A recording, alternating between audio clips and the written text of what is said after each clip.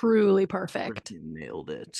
Can't even do better. It's impossible to do any better. Definitely not re-recording.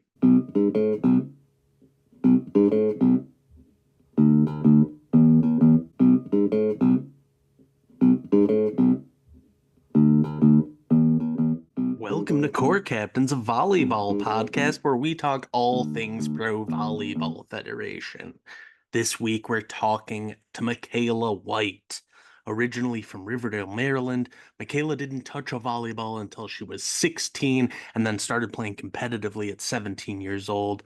She played 4 years at James Madison University before graduating in 2020. MKaela started her professional career in Finland, where she played her rookie season before playing a year in Italy and then a year in Romania. She signed with the Orlando Valkyries in the PVF's inaugural season and recently re-signed with them for next season as well. MKaela is also playing her first season of Athletes Unlimited this year, so keep an eye out for her in the October matches coming up. Welcome, MKaela. Cool. Hi, MKaela. How are ya? Nice to finally meet you guys. Yeah. Thanks so You much too. for taking time out while you're in Athletes Unlimited training too. There's a lot to do. Also, can you tell me about this sweater that you're wearing? Is it a hockey This is the related hockey thing? the Phoenix Coyotes. So I just bought this because one of my guy friends had a really cool sweat hoodie hockey jersey thing. Mm-hmm. And I was like, cool, I'm just gonna look online and see which colors I like or whatever. I don't really watch hockey. So yeah, I bought this one. And then I think months or so later, they said that this team was relocating to another city. And my closest friend is the head coach of the hockey team. So she was like, oh, as always, what you have is gonna be vintage. So yeah, now it's worth a lot of money now. Yeah. Where are they now? Which it's the Coyotes? They're in Utah. Yeah. Utah. Really? Okay. Yeah, was that very recent? Yeah, it was. Mm-hmm. They have not played a game yet as Okay, Utah. okay. Yeah. Phew. Mm-hmm. I do watch hockey, and I was like, what do you mean? Man, all this moving of teams to different places, I don't like it. I don't like it. Wait, the A's just moved, right? Out of Oakland, which breaks my little heart. Where are they going? Vegas. Yeah. Vegas is collecting them. Yeah. Mm-hmm. Interesting. Well, I'm glad that you're repping them. It's also just a cool sweater. So yeah, I think so too. I like it. Well, thank you very much for joining us today. Really appreciate it. We are a PVF focused podcast. So we would love to hear about Athletes Unlimited, but we're going to start with checking in on how your experience was in Orlando with PVF. How'd your first year go? My first year, I had a lot of fun. It's so funny, also being here with some of the girls from AU. Everyone wants to know, oh, how was PVF? How was Orlando and stuff like that? And I'm always like, well, I had fun. Just because it's no secret that the Valkyries fall from grace was just this very unfortunate thing. I think we started off really strong and then we just couldn't get it together in the end. But I think the group of girls that were there were just fantastic.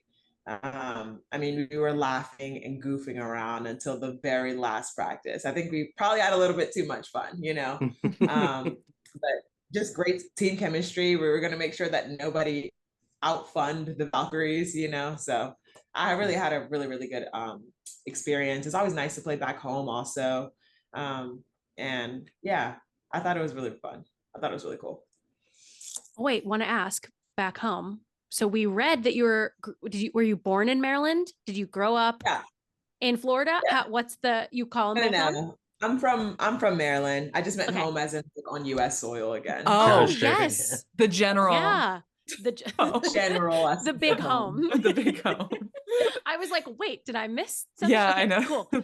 Okay, good. Well, yeah, that's a very good point. And that's what I wanted to ask was, what do you feel like was most different? So you played 3 seasons abroad, right? Mhm. Of pro, and in different countries. So what, I guess, if you could tell us anything about that experience playing abroad in any of those countries.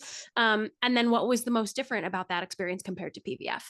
Yeah. I think first starting off playing overseas, it was a big like learning curve because in the US, if you're tall and you're going to be a middle, you're just going to learn to block and hit and sometimes serve, sometimes play defense. You know, there's so many subs, there's so many players that they can just kind of like fit in like puzzle pieces. But when you're in Europe, they expect you to be a volleyball player, you know, which isn't shouldn't be this like radical idea. But I feel like I was a little below the line as far as like ball controls, out of system setting, things like that. So I had a lot to learn to just like grow my overall game. Um, so that I think that was like the major difference. Obviously, culture differences, language barriers, and stuff like that. Also think that the whole you in the US, you're so like team oriented. So it's always like the team before you, it's we over me, it's the history of the program, it's the future of the program. It goes beyond you and you learn to like have pride for the university that you're repping. Whereas like when you're abroad, the only consistent is you know? So it's normal for girls to go from team to team and play in different clubs, like all growing up, and they have to like take care of themselves. So coming from JMU, where we're just super group oriented into like being thrown overseas it was pretty tough. But I think it was very, very necessary just for me and my growth as a professional. Even like hitting lines, for example, if someone's in front of you and they're shagging their ball or something, taking a little bit too much time, like I feel like in the US, you're just waiting, like, okay, you want to hop back in or whatever. All the while, what I should have been doing is like going to get my reps and making sure that I feel warmed up first, you know? So it's very different. Yeah, totally. Yeah, what you described about just being a middle that's like wasn't necessarily told to focus on ball control. I feel like that is such a common thing. Yeah. So any young listeners out there, if you're playing middle, honestly, Yeah. take control of your reps and go ask for ball control reps because I'm sure it still happens all the time.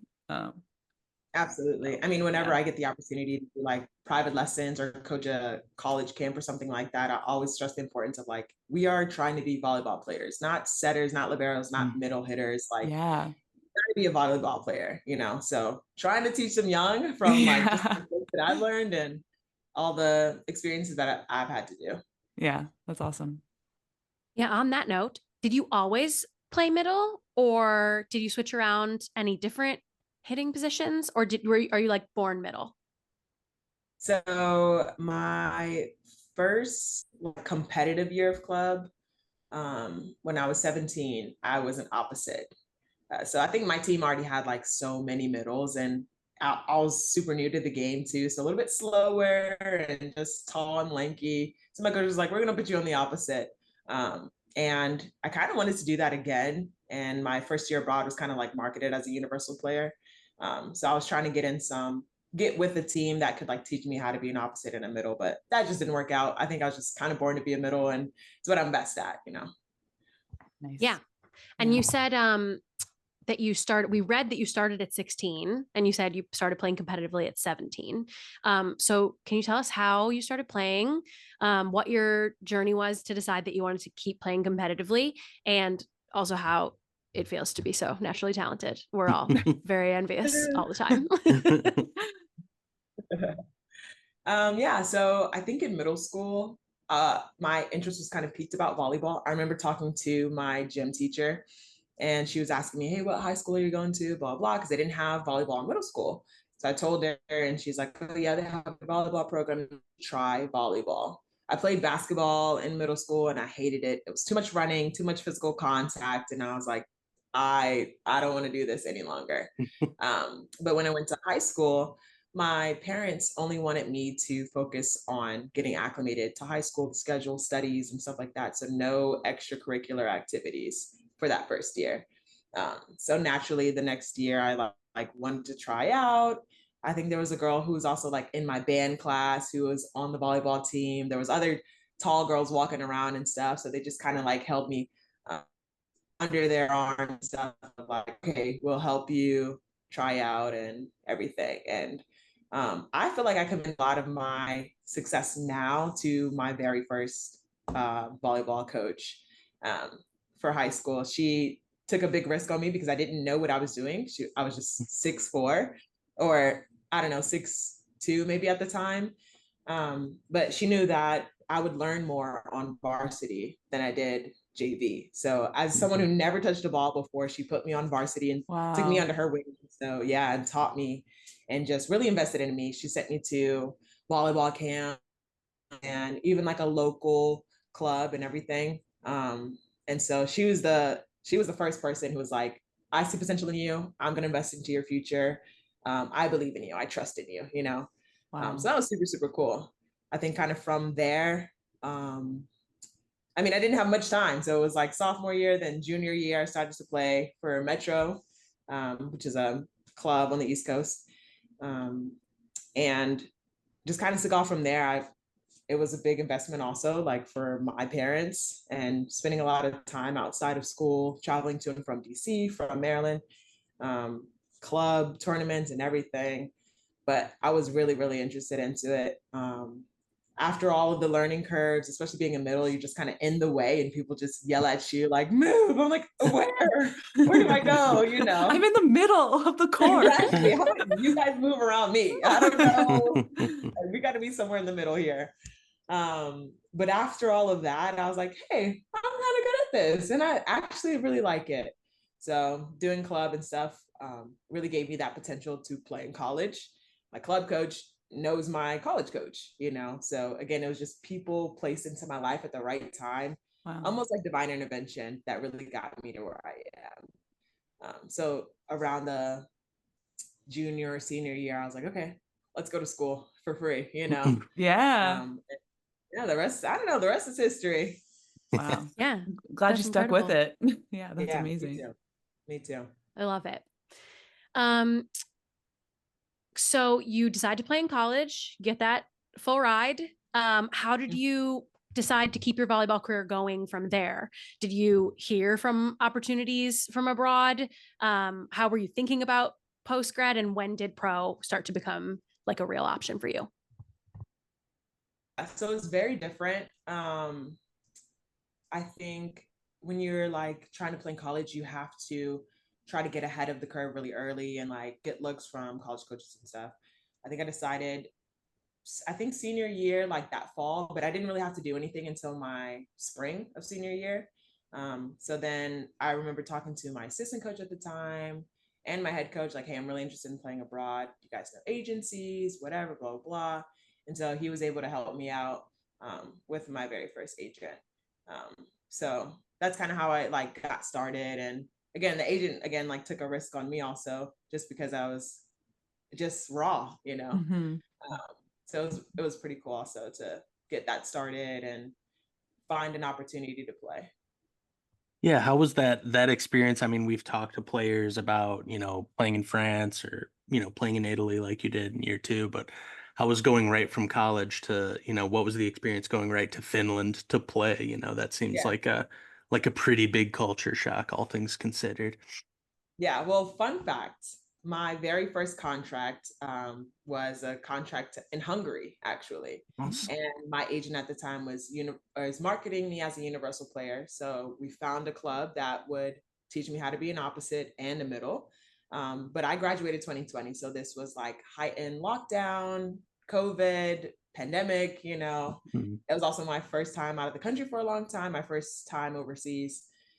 So from my point of view, I was just like really out of shape.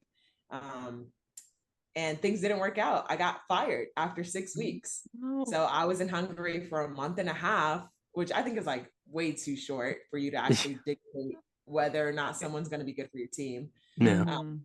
But things just had to happen for a reason. So after that, I moved to Croatia with my agent, and that was also really challenging. I just went from one country to another country, still away from home. And he just trained me on the sand, tried to like close the gap with my like ball control and stuff like that, just general volleyball shape. Then I went home in Christmas for the holidays and stuff. And then in Finland, we found that contract, I guess. And I went February, like early February until the rest of the season. And that was a much better experience. In Finland, the people are so nice, but the weather is so cold, but the people are so warm, you know? Cold people or cold weather, warm people. Warm people, really. I think my very first day there, I was walking to practice and you need your phone for directions. So I have my phone, like GPS, the phone dies. It's so cold outside that the battery dies. I'm like, this is crazy. Like I've never experienced anything like that. But a lot of people in Finland also speak English. I guess they learn in school and stuff. So I'd wish that I'd started in that country. Like maybe I would have had more grace, or it's just a great starter country also. But that was really, really nice. I had a pleasant experience, especially after being cut. And then these are like my saving grace team that also wants to take a chance on me and take me under their wing and stuff. So that was really cool. Awesome. Yeah. Yeah, I love that. And I didn't know that. I feel like we've heard from people who go abroad to play that it is so difficult to navigate all the things that you said, right? Being away from home for an extended period of time and so far away from home. And then the language barrier and learning new cultural norms and all of those things. But you switched countries every year, right? That you were playing. So what went into that decision and what was like different about each of the places that you went? Yeah. Cool. So after that first year, my agent and I decided to part ways, and I got a new agency. You guys are getting all the breaking news on this. So yeah, after that first year, my agent and I split, and I had another agent. And, they were the ones who found me that Italian contract. And that was just absolutely incredible. Like Italy by far is my favorite place abroad. But like the best food, the best culture, the best competition, all in one space. And like, who can say that they get to go to work and play against and with Olympians like every single game? So that was just like, like a little star moment. I see some like Team USA players across the net, and I'm like, hi, like, what am I doing here? You know, almost a little bit. But that was such an amazing opportunity for me to grow again my game. I think my entire life I've just been a sponge. So I've always been an underdog who, if I'm just surrounded by people who are extremely better than me, I'm going to take what I can from them and grow my game that way.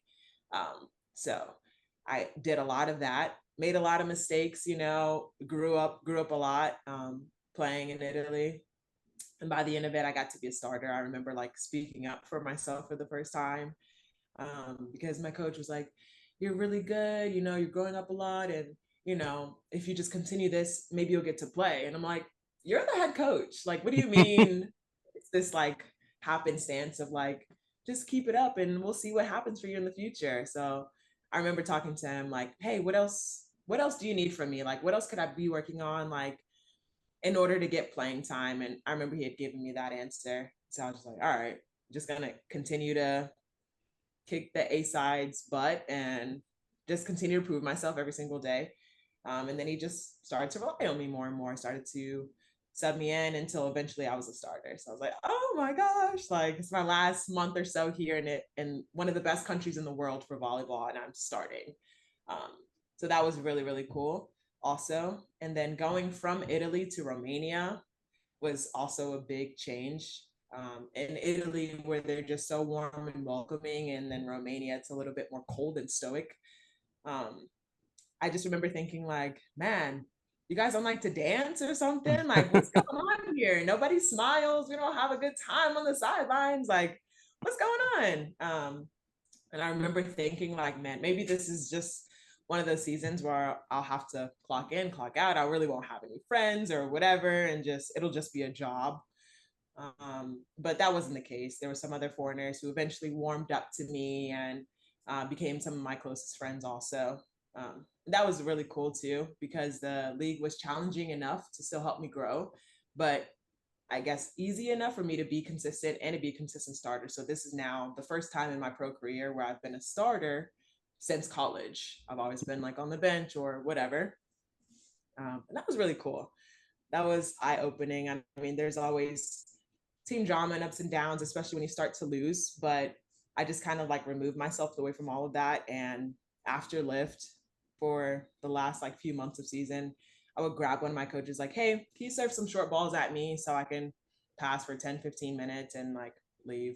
And I remember they were saying like, never in my life have I had a middle come ask for passing reps. Like they were just so impressed. I'm like, well, these are the things that kind of cost us the game. So it just makes sense for me to work on it a little bit.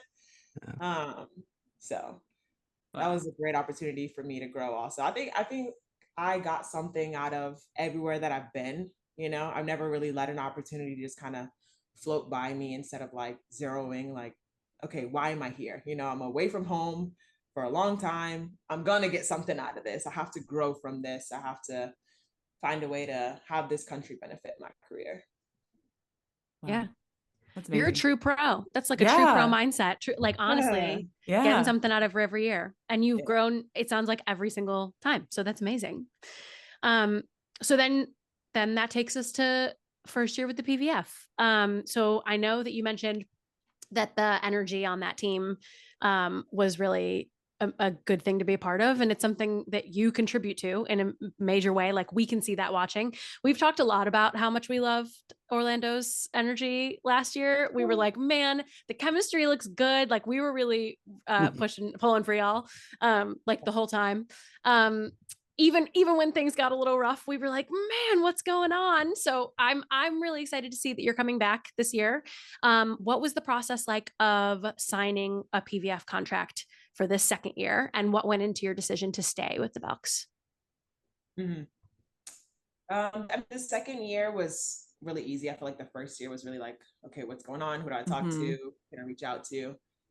But after starting in almost every game and like being a major contributor to the team, like I feel like it was just pretty known between Amy and I, like, okay, I want to come back. She was like, I want to have you back. I'm like, okay, perfect. We don't have to worry about anything else between. I've never been at the same team twice, So I thought that was important for me to develop some sort of like familiarity, some sort of loyalty. She was the first coach from the PBF to give me my chance, and I remember also at the beginning of the first year trying to find a contract. I was a little bit in contact with like some of the other teams in the league, but things fell through with them. And so after seeing that like Amy was hired for Orlando, I remember I clicked on her profile and I was like, why does this name sound so familiar? And I see that she's married to my 17s coach, a small world. And I'm hoping like, please, nepotism, work my favor. Like I was such a good kid. I didn't give him any troubles. Like, please. I just felt like my back against the wall. Like I didn't have any other choice. I've already taken a major risk here. Not re-signing with Romania and banking on this league. And then I've got coaches who are like letting me down after like some long communication with them. I'm like, am I going to play in this league or not? Yeah. So after I reached out to her, I was like, hey, introduce myself. I'm a middle, blah, blah. I'm 6'4". Your husband like, might know me. Right, exactly. I was like, I'm really interested in playing for the PVF and, congrats on Orlando. I would love to be free team. And she was like, hey, MK, I already know you. Like, give me a call next day. And I was like, oh, thank you. Cool, Incredible. That's awesome. So yeah, that the first year, signing for the first year was a little bit more like nerve-wracking, and because you just didn't know what was going on. But my decision to stay was based on like familiarity, loyalty. I really liked Amy. I really want to grow something for the franchise in Orlando too. And yeah, I had a lot of fun there. Really, being in Florida in the winter also wasn't half bad. Yeah, it's warm and nice, and probably better than being somewhere up north with snow. And I've had my fair share of snow. I don't want to get any more snow. So So what are you most excited about for this second season with Orlando? You said growing the franchise and that like sense of loyalty, getting to play for Amy again. Maybe like if there's a skill that you're focused on, or just like generally what you're excited to get after for this year.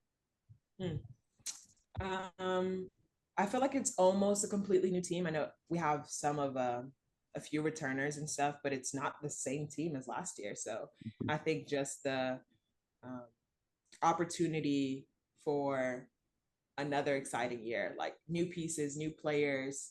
That's always exciting. Like I wonder how well we'll mesh. And here at AU, there's me, Kaz, Lindsay, and Brittany. So I'm like, okay, cool. We get to kind of establish some sort of working relationship, and then we can bring this over into our season. But so I'm excited to see how well we'll all work together. Something like that's like new and shiny and just like with endless possibilities. As far as skills or anything, I'm not sure. I'm always trying to grow that defense. I don't want to be a liability, and so I'm taking a lot of pride in using these like long limbs to just try and get a ball up there after I serve, or just trying to like, maybe if I just get more aces, then I don't have to worry about defense. So there you go. One of the two, either aces or better defense for the skills next year. Nice. Yeah, that's always something we see. And I'm sure that that's like something that coaches are always talking about and about on the court, which is like when the middle serves, you've got no libero back there. That's something that like I've seen you attack that middle on the other side of the court. Yeah. So obviously you're very aware of like when it's you and what you need to do when it's you serving. If you ace, you're right. You ain't got to play defense. So that's one way to do it. Yeah. Incredible. Well, yeah, lots of new players on Orlando this year. You're our first middle blocker, I believe, right? Mm-hmm. Yep. That we're interviewing. And I think that as a setter myself, like I've always heard about the middle setter connection. Most of my teams, the middle has been my best friend by the end of the year. And so I have a lot of feelings about the middle setter connection, but tell us your feelings about the concept and how that's worked in your life. Your connection maybe with the Orlando setters. And then now you've got to establish that new connection with 2 new setters this year. And how do you like to go about that? How do you like to accomplish it? If you believe in the connection with as much passion as I do. I definitely am. I definitely believe in that connection, and probably am as passionate as you are too. I don't know. I think it's something that just kind of has to develop naturally, just anything else with volleyball. There has to be some trust established and stuff, but there's always something really special about setters and middles, and maybe it's just because those two, I think, are the hardest working positions in the volleyball court. You have like the setter who probably has the toughest job mentally, and you have the middle who has the toughest job physically. So maybe it's trauma bonding almost, but we're like, hey, we got to stick together. Everyone else can argue, but like we can never argue. And my setter in college, best friend to this day. We lived together my senior year, went to her wedding and everything, and like that's my homegirl. I lived with Wilma this past year, and that was really fun. Also, she became a sister to me at the end of the year. And even same with Carly. We had amazing friendship. I was just talking with her the other day. And we even had our like food series during the year. So we would like go to different franchises and eat and talk about food and everything. So for the new setters, I don't know if I'll make like a food series or anything with them, but I definitely just want to like do the basics of just getting to know them and figuring out what they like to run. Also, that's kind of my approach. I have so much love for setters that like to set middles, and I think also Carly was a setter who loves to set her middles. Whether it's like good or bad, there's some really risky situations. She's like on the floor and will still force a middle. I'm like, oh, like I love it. The way that you have, my you have favorite thing. And truly. Exactly. Yeah. It's like the good kind of like wild, running and off like that. So yes. I think just giving my setters something to put that trust in and to make those like wild decisions with, and just kind of establishing like, hey, I got your back, you got my back, and we'll make it work. It's one of those things where like I probably not anymore, but I have been known to set a middle from the floor. And it's one of those things where like the first time the middle, it's like, it only takes one really, because middles want to get set. They run all around in triangles forever and they really want to get set. And so it just takes the one time for the middle to be like, oh, I didn't think you were gonna, but now I'm in, like now I see that you're going to do that. So it's always fun to like, when you get a setter, it sounds like Carly's one of them, where it's just like that one time where you're like, oh, I know what we're doing here now. Yeah. It's so funny because there were so many plays where she would like whisper to me like, hey, keep going, even if I look funky, because she would some really twisted positions. And I'm like, no way I'm getting this ball, So I know she like turned around and said that to me. I'm like, all right, time to sell it. Whether I get set or not, it's time to like, you do got to sell it. Yeah. And you're right. It only takes that one time for there to be like one misconnect. You're like, oh, no, like I'll never not trust you again, like whatever the circumstance, you can set with one hand. I'm going to be there. Yeah. Yep. And we love you for it. Amazing. Okay. Well, maybe, do you want to tell us a little bit about Athletes Unlimited? I know you're there right now. I think this is your first year in there, right? And it's their fourth, I believe. So we're pretty new to Athletes Unlimited. You don't have to tell us about like the structure, but how's it going with all the players and being in Arizona? Yeah, I'm having a blast so far. I also had one of those like imposter syndrome moments when we had our first player orientation, like all player orientation. I'm sitting in there. I'm seeing a lot of like familiar PVF faces. Also, I just know them through social media and stuff like that. I'm like, what am I doing here? Like, this is so crazy, to think that I even belong in the same room as like all of these very talented women.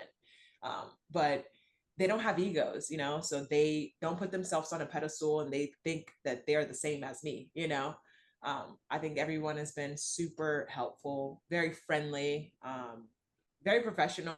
I think this league is awesome. Also, you can tell that they've like ironed out all of the kinks and stuff. So that's something that I would love to see replicated in the PBF in their fourth year, But so far so good. We just had like our scrimmage draft. So we have our teams for that, and we'll have 2 scrimmages this weekend. And then it's the first game on October 3rd. So I'm excited. I'm really, really excited. I think this league challenges players to be adaptable. I just had a really good conversation with Erin Ferris she's with AU. And she was like telling me how she's seen really talented players come in hot and then just slowly decline because everyone learns and they adapt and okay, we know that you hit this shot and you like the shot. And if you don't have any other shots, maybe, you get knocked down on the leaderboard as far as earning points and being terminal.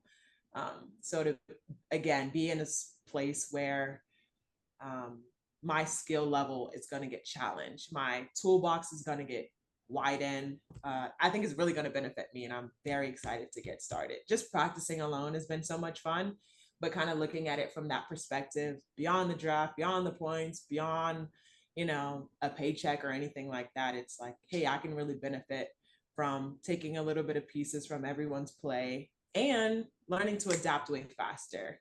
If Nutzar is back there serving short, which she just did to me yesterday in practice, and I didn't fix anything, like, boom, it's the same, So now I gotta grow some balls a little bit and pick up those short balls and be adaptable, be a better player.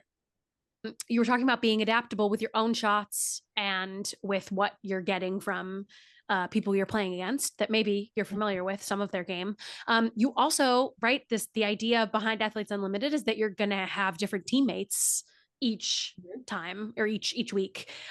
So I guess something that I think a lot about is like creating that team chemistry and how you can get the most out of each other and bring your best when you're changing who's near you, right? It sounds like that's something we're just like speeding up in Athletes Unlimited, like 1 week, as opposed to what you've done for your whole pro career is change it every year. And that happens to a lot of people in pro, right? How do you figure out and build that chemistry really quickly? Yeah. I think chemistry happens a lot of ways. Like, obviously it's going to naturally develop if you're reliable, if you're good at volleyball, you know. I think if you're focusing on your strengths, that's the best way. Because if you get better at your strengths, you'll like grow so much more than if you try and focus on your weaknesses. And this is like some actual research. I remember learning about it in so just trying to get better at the things that I'm already really good at is going to make me way better at them. It's also going to separate me a little bit. And I think that's a good way to hold on to your value as a player here. If, you know, if I spent the next 5 weeks thinking like, man, I'm no good at digging a ball or whatever, you know, I'm not going to get anywhere. Also, if I'm just beating down on myself about like, how I am this, if I'm like, hey, I'm a really good player off of 2 feet. You know, I've got long arms and I can get into the blockers or into the attacker space really quickly. Boom. Now I've already set myself in the right direction to grow and to keep my head on straight about like why I'm here and why I was chosen to be here. So being adaptable, work like really honing in on my strengths is going to help a lot also. And then just being a kind person, you know, talking to people you never talked to before, letting your personality show a little bit. I mean, there's so many personalities here, but somehow they all work really well together. We even did like a personal safety training last night. And like personal safety is like kind of a heavy topic. They're talking about like, you know, be aware of your surroundings and whatever. We even learned at the end of it, we learned some like self-defense moves. And so everyone's like getting rowdy and stuff, like, oh, yeah, you know. So it's been so amazing. Really, it's been so much fun. So just tying in that personable aspect and like getting the job done, I think it's gonna work out well. Yeah, I imagine like not being nice, well, you won't get very far in a league like this. Yeah. Yeah. Does it feel like you're in a tryout like every week? Like, is that kind of the vibe that you're just like constantly trying out for a new team every single week? I think it will once season starts. Oh, okay. Right now, is it just practicing and yeah. So right now we just open gym finished, kind of thing? yeah, we just finished preseason. So okay. facilitators really dictated a lot of like what we did in practice, and you know, you can lift whenever you want or whatever. It was more like, let's get to know, okay, where have you been, where are you from, where have you played, blah blah blah. But I think once that leaderboard starts having numbers attached to them and there's rankings and stuff, it's like, all right, here I go again. I got to prove myself, you know? Yeah.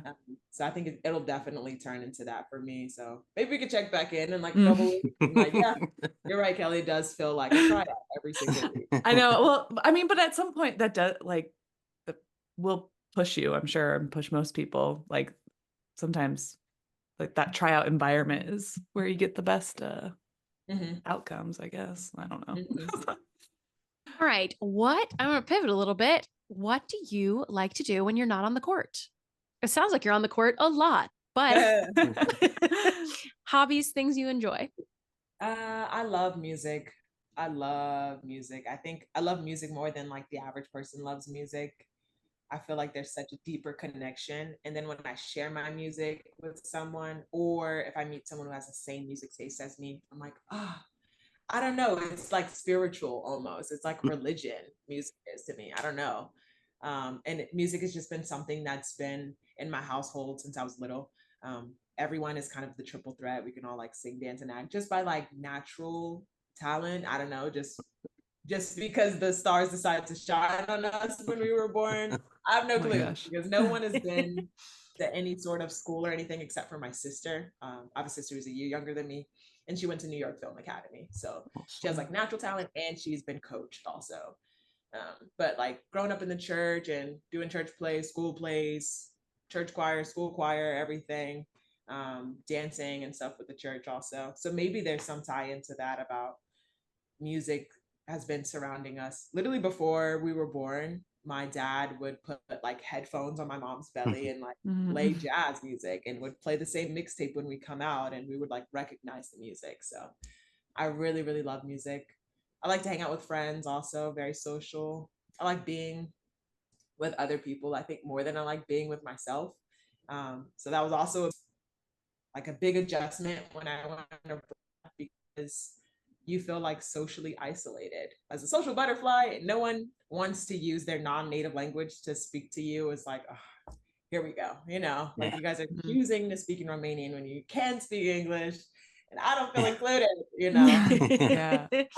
Yeah. So I like to be with other people also. And then I like to doodle. I'm not like August Rasky talented, but I love drawing also. Awesome. Wow. Cool. Was there any part of you that would have wanted to pursue like music or acting or anything like that Yeah. instead of volleyball? Or I guess with Ooh. volleyball. I guess So you could still do it. yeah. Um, well, when I was in school, I played the clarinet for 6 years. I played from grade 6 all the way up until 12th grade. And I think maybe if I didn't find volleyball or like get a scholarship with that, maybe I would have put in more effort with music to like get a scholarship for music. My band director, I was like, you can get a scholarship if you wanted to. I'm like, no, I can't. Like, I'm not even that good. I just like this because it sounds cool and I can't let it go. Um, so maybe if I didn't find volleyball. Also, when I was in college, when I was at JMU, my first year, I was a kinesiology major. And I don't know why I decided to do kinesiology. I know I wanted to do like physical therapy and help other people. I thought the body was super interesting and I wanted to learn more about that. But science is not my strong suit. So I was just really stubborn about like, I need to do pre-PT. I need to like get a lot of money and like be financially good and blah blah blah, and like I hated it, so I ended up trying to change my major my sophomore year, probably like halfway through my sophomore year, and I went to apply for their School of Media Arts and Design. I really wanted to be in their like digital video and cinema program, but because I was taking chemistry and human anatomy in season, traveling every weekend, like this wasn't the best that it could have been, and so I didn't get into the program. And so then I just chose another major, and that major was cool too. But I think, yeah, I think maybe I could have done something more creative and like wasn't so stubborn and just Mhm. again played to my strengths. Then maybe I would have had a more enjoyable academic experience also. Mm. What? So like It's very fun. all I know of the clarinet is that that's the track to get to the sax as well. Was there Oh, ever Mm. was there ever a choice that you had to make between sticking with the clarinet or moving over to saxophone at some point? you know, I chose clarinet because my friends in elementary school were like, I I feel want like to play clarinet. I Like, feel like oh, clarinet was the cool instrument. It it was was. cool. I think I don't, so. yeah, which I don't know Or why flute. that's universally accepted. Woodwinds, man. And I Cool. played flute, and I feel like That's a cool instrument. but there were mean girls around me. I Mm. think the mean girls Oh. did the flute and the cool girls did the clarinet. That's what I feel. Okay, I'll take that. I'll take I that. don't think I was mean. I just like liked it. Mm. I swear. I really don't think I was mean. But the cool girls had the clarinet for sure. I think I wanted to do something different, like getting a little bit bored of music in high school. And my band teacher said the same thing, that like, well, sax is probably the most like transposable. But I was like, Mhm. no, I'm gonna graduate. It's fine. I didn't Yeah. need to Yeah. do Just- it now. Yeah, it's too late. Stayed For true. that. That's awesome. Amazing. You said you love music. Who is either your go-to artist right now, if you can even pick just one, or I always have like a song on repeat for a little while, or like at least the one that I start with in the playlist. Mhm. Do you have any faves you can share with us? My favorite artist is this group called The Internet, and they're like an R&B kind of neo soul group. I love The Internet. So if I had to like choose what's my all-time favorite, it's probably them. I also love this group called Hiatus Coyote, and I've seen them twice in concert. Also like a similar vibe, except they're from Australia, and they're so like eclectic and everything. Like, yeah, they're awesome. So between those two, they're my favorite. And I think like the song that I've been listening to most is called "Due to Me." It's by Kate Renata featuring Anderson .Paak. And Kate Renata is like a DJ, kind of like electronic, kind of house, but whatever. And Anderson .Paak, he's a rapper. Yeah. Oh yeah. Amazing. Well, okay, so it sounds like obviously music is very important to you. You've said exactly that, and it's kind of how you form connections. Do you ever make playlists for people? I Is that have like made you? playlists for people. I Yeah, feel like that'd be like right up your alley. Like, yeah. I'm a lover boy at heart, I guess. I'm such a softie, so there's been like a few women in my past that I've made playlists for. And I'm oh, like, amazing. Yes. I'm not doing that, whatever anymore, you know? I'm dating now and we're in love. And I've made a playlist for her, but I haven't like sent it to her. It's kind of like songs that she likes to listen to. So when Oh, I'm in that's the nice. car and she gets tired of hearing my music, I'll just like play her playlist. Yeah. Oh, Smart. that's love. That is so sweet. I love it. That's so good. You know, you can do that thing now on Spotify where you can connect with somebody else and then it'll go back and forth with Oh, your songs and their songs. Although your way is way more thoughtful and observant yeah. and loving. We don't need an algorithm to do it. Okay. MK's got it. Amazing. We can't take the human being out of playlist making. No, we That's- can't. They've tried and important. they've failed. Yeah. Oh, I want to know.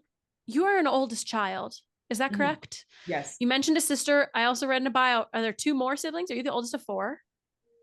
There's so many siblings. So that's old news, actually. Oh my gosh. I I'm think the I did oldest. pull it maybe from JMU's bio, Probably. perhaps. Yeah. Okay. Yeah, that's old news.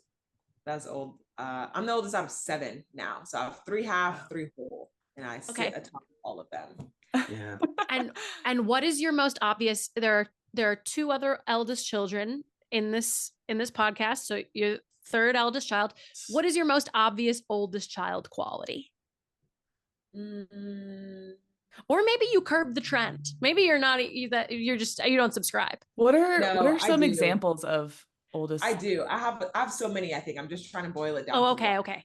And I think the obvious one is just that I'm bossy. Like I have this desire for control, or, making sure that everyone gets home safe, or if we need a team captain or a leader, like school projects or something, like I'll make the group chat just so that I know that things get done. So I think I'm bossy. That's probably it. Love it. Same. Nikki, I'll say, Kelly, Nikki, what's yours? Well, we have already talked about how I'm a control freak on this podcast. I think that so other examples are like you buy all the gifts for the family, the parents, and everybody else lets you know. Yep. You coordinate the calls to grandma. Yep. You let everybody know where to be and when you're showing up. That's like the adult version, I feel like, of eldest child. It's like you're coordinating.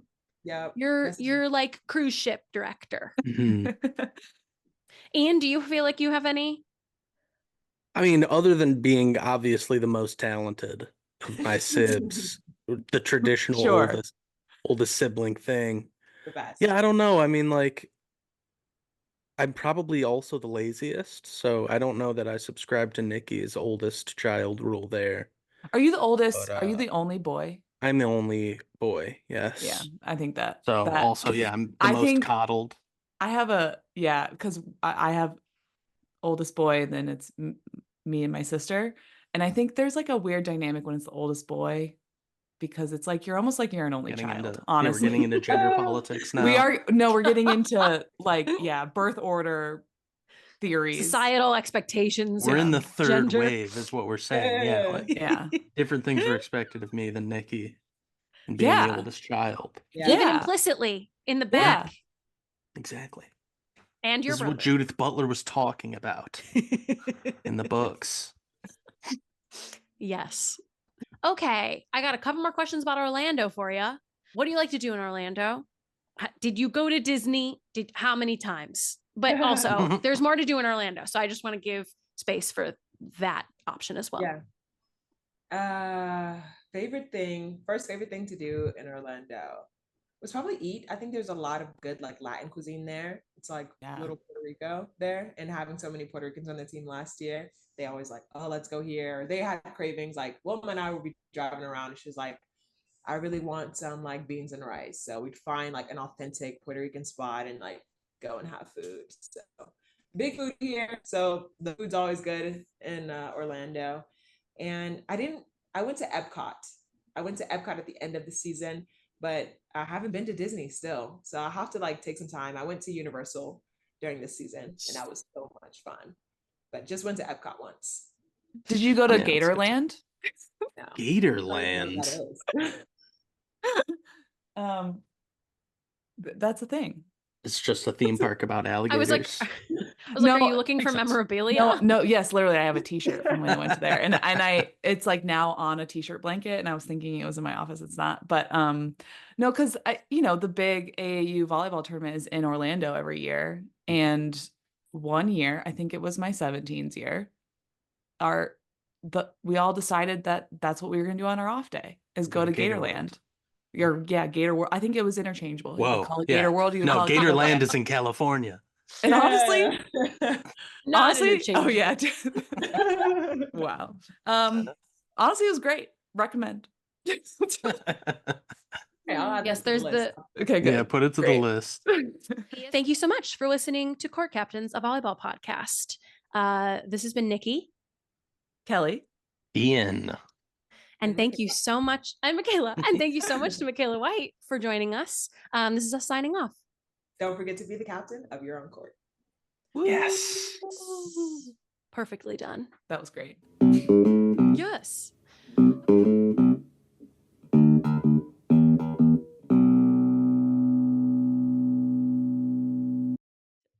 Yeah, this is good that we have theater experience here. This That's what I'm saying. This is gonna be the best one. You can zhuzh it up as much as you want. is As much as it can be ad-libs. judged.